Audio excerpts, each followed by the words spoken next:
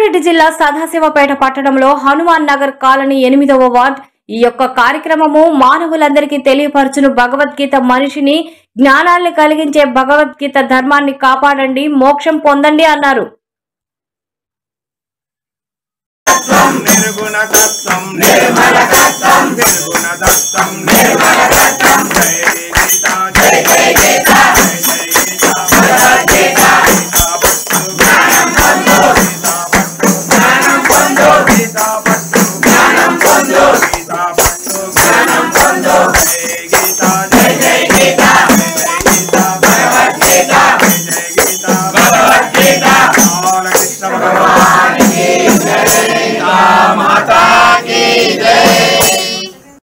ఓం శ్రీకృష్ణ పరబ్రహ్మణే నమః.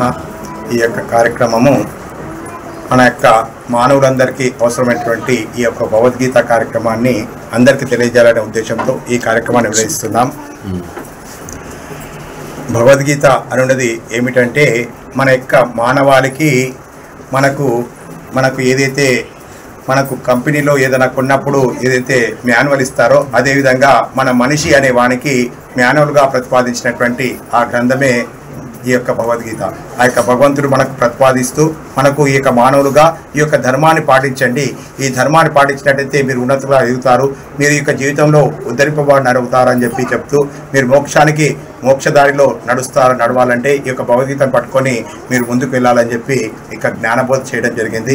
అక్కప్పుడు కురుక్షేత్ర సంగ్రామంలో ఈ యొక్క జ్ఞానాన్ని ఆ యొక్క భగవంతుడు అర్జునుడికి ఒక మిథ్యగా చేసుకొని చెప్పడం జరిగింది. కాకపోతే అది చెప్పిందంతా కూడా సమస్త మానవాళికి చెప్పినటువంటి ఈ గ్రంథం కాబట్టి దయచేసి మనందరం కూడా మానవులుగా పుట్టిన ప్రతి ఒక్కరు కూడా ఈ గ్రంథాన్ని స్వీకరించి దానిలోని జ్ఞానాన్ని పొందాలి, ఆ జ్ఞానంతో మనంగా ఉద్ధరించుకోవాలనే సదుద్దేశంతో ముందుకు నడవాలి.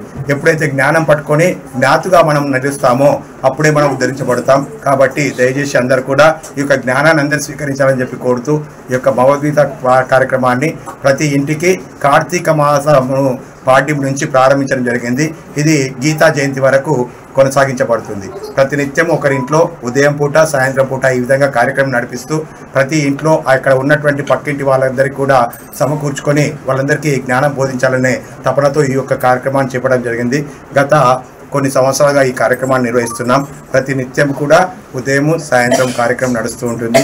ఇది గీతా జ్ఞాన జ్యోతి అంటే గీతా జయంతి వరకు ఈ యొక్క కార్యక్రమం నడుస్తుంది. గీతా జయంతి రోజున గీతా జ్ఞాన మందిరంలో ఆ యొక్క శ్రీకృష్ణ పరమాత్మ ముందు గీతాయజ్ఞం నిర్వహించి ఈ కార్యక్రమాన్ని ఉంచుకోవడం జరుగుతుంది. ఈ యొక్క జ్ఞానాన్ని అందరూ స్వీకరించాలని కోరుతూ హరి ఓం తత్సత్. నమః. ఈ కార్తీక మాసము కార్తిక్య సమోమాసాత్ అన్నారు. 12 నెలల లోపల కార్తీక మాసము ఉన్నతమైనటువంటి మాసము. రాజు చక్రవర్తిలా ఎలా ఉంటుందో మాసాలలో కార్తీక మాసము అలాంటిది. శివకేశవులకు ప్రీతికరమైనటువంటిది మరియు అమ్మవారికి కూడా చాలా ప్రీతికరము. అమ్మల గన్నయమ్మ ముగురమ్మల మూల పుటమ్మ చాలా పెద్దమ్మ సురారులు వచ్చినయమ్మ.